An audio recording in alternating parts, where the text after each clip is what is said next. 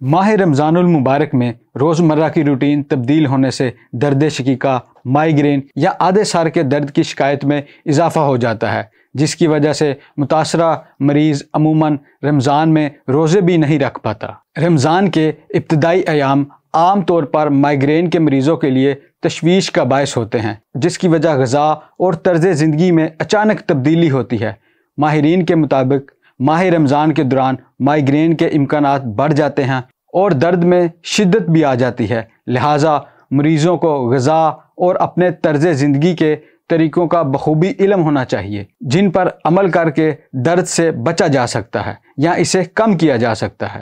رمضان کے دوران سر درد کا امکان جسم میں لیکوڈز یا پانی کی کمی، شریانوں میں تناؤ کے ساتھ شوگر کی نمایاں کمی اور کم کیفین کی وجہ سے بڑھ جاتا ہے۔ یہ سب اس درد کے دورے میں اضافے کا باعث بن سکتے ہیں۔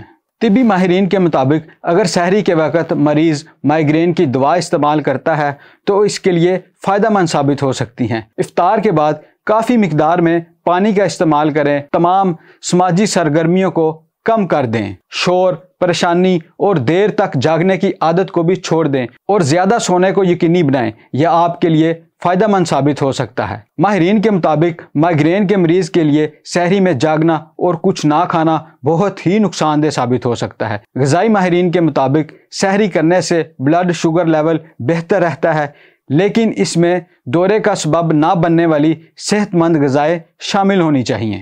ماہرین کا کہنا ہے کہ آدھے سر کے درد میں مبتلا مریضوں کو چاہیے کہ رمضان سے قبل ہی اپنی روٹین میں تبدیلی لانا شروع کر دیں، تاکہ جب ماہ سیام کا آغاز ہو تو انہیں تکلیف کا سامنا نہ کرنا پڑے۔ ایسے افراد کو چاہیے کہ وہ آہستہ آہستہ کافی پینے کی مقدار کو کم کریں، دن میں کھانوں کے درمیان کسی بھی درمیانی یا ہلکے کھانے کی عادت کو بھی کم کریں، مناسب مقدار میں پانی پی کر مسلسل ہائیڈریشن کو برقرار رکھنے کے علاوہ نیند کو بہتر بنانے اور اسے رمضان کے مطابق ایڈجسٹ کرنا اہم ہے۔